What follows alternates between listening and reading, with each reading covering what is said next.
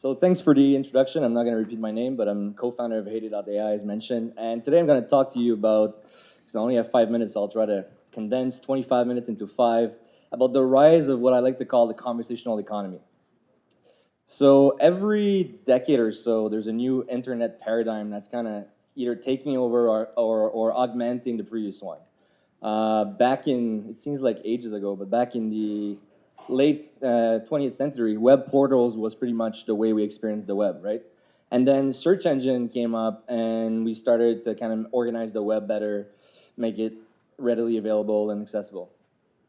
And about 2007, obviously, big earthquake in the digital world. The App Store was launched along with social networking apps that kind of set the stage for the mobile revolution, which, I mean, that mobile revolution is pretty much completed today. We're all living in a mobile world. And as such, the newest trend is pretty much, where are we spending the most of our time? If you're opening right now, unlocking the home screen of your iPhone, you're going to see these usual suspects, the Messenger, the Instagram of the world, right? So this is kind of ushering in a new wave in digital in general, but in e-commerce especially, which is the conversational commerce or conversational economy. If you don't believe me, believe these stats, this is pretty much the internet. So 4.9 billion combined users on the top 4 messaging apps. WeChat is obviously dominating China. It's the internet in China. Everything's happening inside it. And Facebook is trying to replicate the WeChat strategy for the Western world with the top 3 crown jewels there, WhatsApp, Messenger, and Instagram.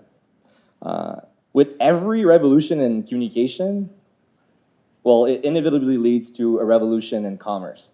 So the main shopping interface, if I can call it that way, in the 20th century was the physical store, and the search engine was probably like the mall, right? And now with the internet, well, obviously e-commerce took over and is increasingly popular. Only 11%, Alex mentioned, are the transactions in Canada were trailing behind, but there's e-commerce in your pre-browsing, in your discovery. At least 90% of your shopping at least starts online. So we went from the physical store as the main interface to the digital store, and now there's a way to augment these two separate interfaces, let's call it that way, with messaging apps, with conversational commerce being kind of the glue that bridges the divide between the physical and digital store. And if you don't believe me, well, before being marketers, you're all consumers, you're all people, real people here. So we're kind of already living in that conversational world where, that's kind of a date in life that obviously amplified for the sake of this story, but that's pretty close to reality. So you might wake up in the morning, ask your digital assistant, Siri or Google Assistant to, what's the weather looking like? This case is more in the summer. It doesn't really look like a winter day in Toronto. But then you might text your friends, on Messenger to organize plans on a Saturday. What are we up to? All right, pool party at Sam's place. Then once you're there, you might want to switch up the playlist because it's not really your vibe. So you ask Alexa for the party playlist. And then, you're partying it up and you're starting to have a little craving. So you might order pizza with either on Messenger with a chatbot from Domino's Pizza, and eventually soon, with Google Business Messaging, you'll be able to also text businesses nearby. Once it's all said and done, nice night, ailing an Uber car to go back home, you text the driver inside the Uber app to kind of specify that it's a little red door, I'm waiting in front of the red door. And while you're on during your ride, well, you're picking up your phone because I guess the Uber driver had little to no conversation or it was boring, and you're sharing your story, the best group pictures and videos from the day. So that's a day in a life, but that's pretty much very similar to the types of lives we're already living, which impacts our expectations. Obviously, being in a chat first and mobile first world, we're expecting more and more to have, always on-demand experiences with brands, so 24/7 service and an enhanced sense of personalization. Basically, just adapting, the customer journey to customers as opposed to forcing customers to adapt to your business. That's kind of what Howard, talked about with the PC checkout, express checkout. You have the option to shop the way you want. According to Nielsen and Facebook IQ, 53%, 1 minute left, I need to speed it up. So 53% of consumers are more likely to buy from businesses that can message. Again, an interesting metric here. 20 billion messages are being sent each month between businesses and customers on Facebook Messenger alone, and that number 10x in the last 18 months, so it keeps on growing. And the beautiful thing about this is for the first time in the history of marketing, brands have the opportunity to have one-on-one conversations with customers at scale and have that precious real estate, which is pretty much, having your brand rubbing shoulders with friends inside your DMs. Messenger, I talked a little about Messenger as the most democratized platform, but all the tech giants are rolling out their conversational play in 2020 and beyond. So Apple Business Chat, WhatsApp for Business, Google Business Messaging, this is all coming. These will all be new ways to connect businesses to customers on a personal level. So if I can conclude this 25-minute pitch in 5 minutes, the net takeaways, I would say it's a complete paradigm shift for the entire organization. From a marketing standpoint, we'll talk less and less about quarterly mass campaigns, and we'll be more about crafting ongoing experiences that feels more personalized. Some one-on-one conversations, for instance.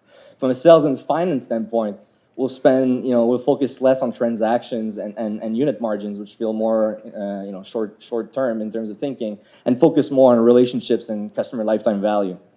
And lastly, from just an organizational culture standpoint, we'll go beyond products. Products are obviously the baseline, and it starts there.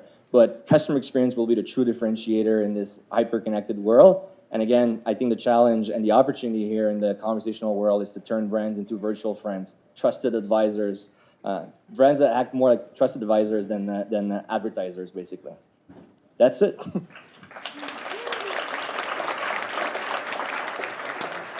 How long has Heyday been in existence? Well, there's kind of 2 dates. So we started doing R&D in 2016, but we started commercialize more in 2017. So 2 years and a half.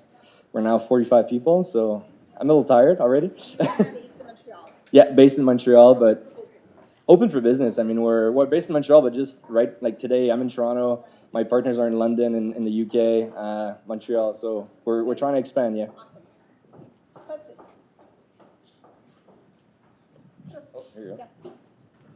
Hi, Etienne. Thank you for your talk. It was really interesting. So I'm a social brand strategist, and I work with an agency in the United States. And one of the challenges I'm facing with one of my clients, they're a luxury product, and we're seeing a lot of their customers, their primary customers, use voice-enabled search.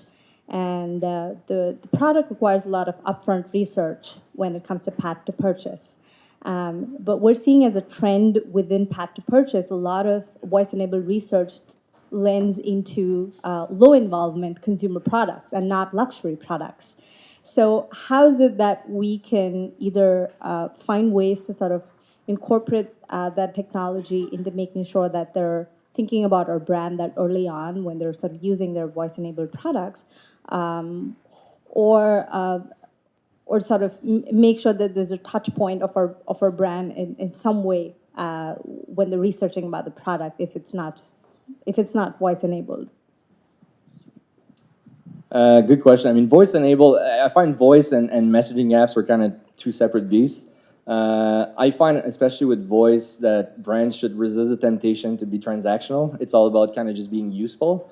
So depending on, I don't know what's the specific use case of the luxury brand, but what's great with luxury is they pretty much introduce the concept of clienteling, and voice and or messaging apps, conversational interfaces are a good way to start that clienteling relationship by just being there, offering a kind of a consulting on demand, and just like not even pushing for a sell and whatnot, just answering questions, sharing content, really tailoring the experience. And once the lead is kind of ripe to close a sale, then it's either to escalate to a beauty advisor, let's say it's a beauty brand, in store or online to close the deal and basically, just capture that intent and turn it into a conversion. So we're working with LVMH in the beauty and luxury space, and that's kind of what we're trying to do is increasingly have an omni-channel point of view, because as you mentioned with your twisted drawing, it's non-linear, right? So I might personally start in store, then continue my research online and go back to the store. As long as you have your phone, there's no such thing as a physical and digital world. It's one and the same. So we're always in the digital world, and as such, I find chat is a good way to kind of have that ongoing presence and assistive approach. I don't know if that answers your question. Yeah, partly.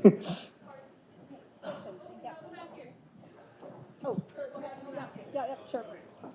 Hi, Dave. Thank you for the presentation. I'm just wondering, Are there any great examples out there of bot businesses, AI businesses first, not like AI and bots built onto an existing business, but rather leading with that?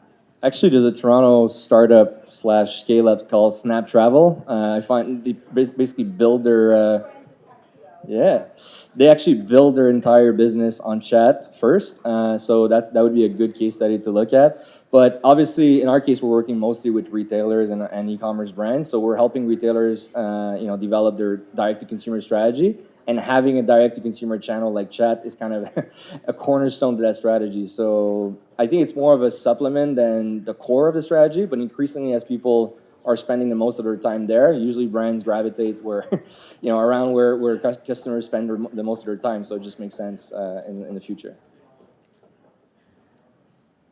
As you mentioned, you're trying to build this direct-to-customer channel, and one of the challenges is actually around the payment process. So the retail business don't want their customer to churn in the middle of the process, and that is why WeChat is so good at incorporating payment into the conversational commerce. I wonder, do you see payment companies or these banks would to cooperate with the technology startup and you guys to make this whole payment process easier in terms of the conversational commerce? Thank you. Yeah, great question. Well, the good news is most of the biggest payments, well, if not all of them, they have an API, so we can leverage. And I'll go beyond just payment companies because Shopify is obviously an e-commerce platform, but it's also a payment company in my view. So in our case, we're integrating with Shopify in a way that you can check out via Shopify. So Heyday, for instance, is just the conversational layer, but the entire operation is run on Shopify. If the client is not on Shopify, for instance, we could create a secure web view that's kind of like just a pop-up on top of the chat with Stripe, for instance, another API, payment API. And again, the payment can happen inside the chat, or looks like it happens inside the chat, so it's not really disruptive. One more?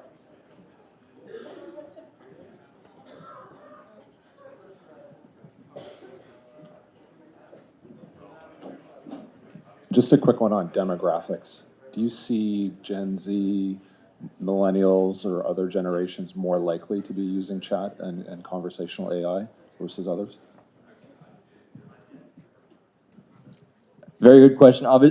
Very good question. Obviously, it skews a bit younger, but to my surprise, one of our clients is Danone, the yogurt. They have Oikos and Activia. And when we started to look at the demographics and the metrics, more than 45% of the user base was 55 plus.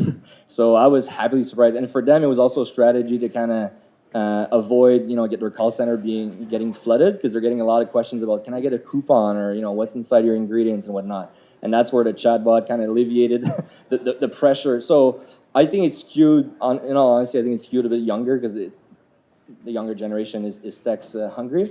But I look at my dad who's 65 and he's really, really texting me hardcore like emojis and whatnot. Like he's really intense. He's really intense about text now. So I think it's getting more and more democratized, but it skews a bit younger. 50-year-old dad. Okay, thank you so much. That's great.